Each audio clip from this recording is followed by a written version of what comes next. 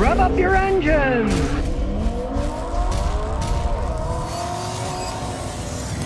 Rick2853 says, Scotty, should I change my transmission fluid filter on a 97 K1500? It's working fine, but hasn't been changed in 15 years. Okay, no. You're flirting with disaster. Playing with dynamite on something like that. The American vehicles, their transmissions shed some clutch material as you drive.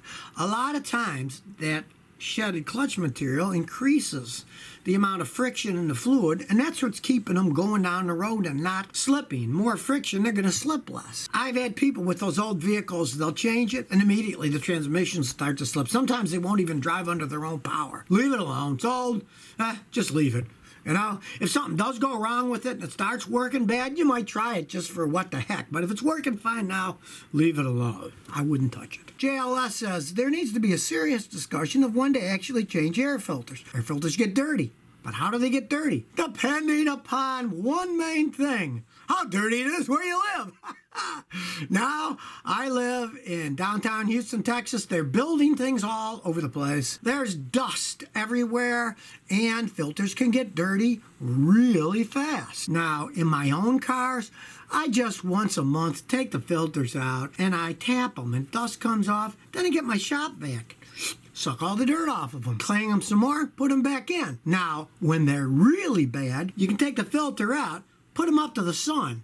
And if you can see through good, they're still okay. But if it really makes them dark, it's time for new ones. Now, let's say you've got a pain in the butt car. Let's say you've got a car where the air filter takes 45 minutes to check. Well, you're not going to be doing it then. Then you might just make a thing that once or twice a year you pull it out and look at it, clean it, and if it's a real pain, just have a spare filter and put the spare in, and then buy another spare. And don't be suckered by those high-tech ones where they say, oh, this filter works better, you get better gas mileage. Most of that stuff's a bunch of nonsense. The factory filters are generally the best. The Fisherman 3634 says, anyone own a German-made Mercedes? If so, what are your thoughts on it? All right, I don't own one, but I work on them all the time. And yes, the German-made Mercedes are better vehicles, period. They're better made. They hold up longer. There's no arguing that.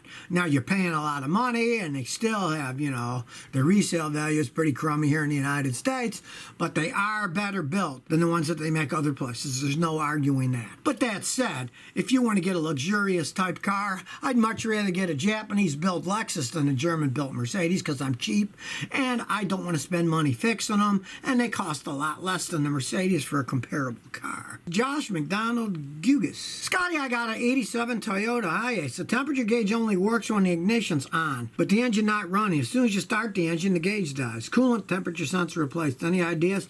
Well, you got a power problem there. You turn it on and it works, but then when it's running, the gauge dies. You probably have a problem in your ignition switch. Realize your ignition switch, when you turn it on, it just doesn't send power to one wire. It sends powers to a bunch of wires. And when that switch wears out and that thing's what? It's 87. It's old as the hills. So the odds are it needs a new ignition switch. I've seen that on those and that fixed it. Justin Smoker says, Scotty, can you explain eco mode in a Civic? Yeah, that's the economy mode. When you push that, the computer controls all kinds of stuff. And it will make it so the engine doesn't accelerate as fast, and the transmission gears shift quicker, so they stay in the lower gears for less period of time, so they go to the gears that get better gas mileage quicker. You don't have quite the acceleration, but you're going to get somewhat better gas mileage. A lot of cars have those things. And it's all up to your driving style. If you put in eco mode and you're happy with the way it accelerates, you're going to get better gas mileage. Go ahead. And if you aren't, turn the eco mode off. It'll go to normal mode. It'll accelerate faster and get a little bit worse gas mileage. It's all computer run stuff. Rage HD says, Scotty, what's your opinion on an '08 Buick Allure Lacrosse 3800 engine? Okay, those are good engines. Those 3800 6-cylinder engines were good engines.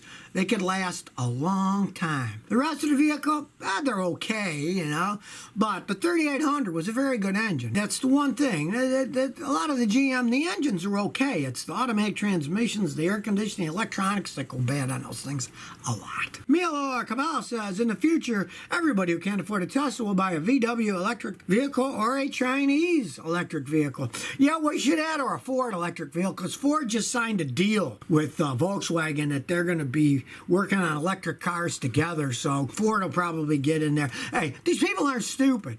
If there is a future transportation device, they're going to get their hands and they're going to start making them too. Ford also invested $500 million into that Michigan company that makes electric pickups. Like I always said, it's probably going to be a long time before it's mainstream electric vehicles, but these guys are getting their hands in the pie in the beginning. They're not stupid businessmen. Cars says, yeah, Scotty's a bit rough on cars, leans jacks on cars, puts alloys face on gravel, throws remaining bits to the side. Yes, I'm a mechanic, and I am just like the people who are lion tamers. You have to realize that you have to show the machines who's boss. And after all, they are machines. I did not give them names like I got some customers that call their cars Sally or Joe or whatever. No, they're machines. They should be treated like machines. And they're forgetting you from here to there.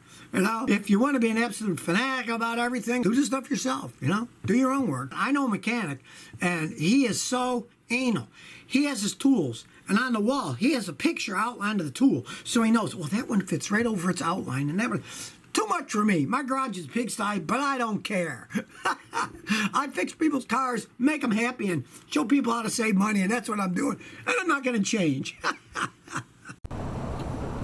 So if you never want to miss another one of my new car repair videos, remember to ring that bell.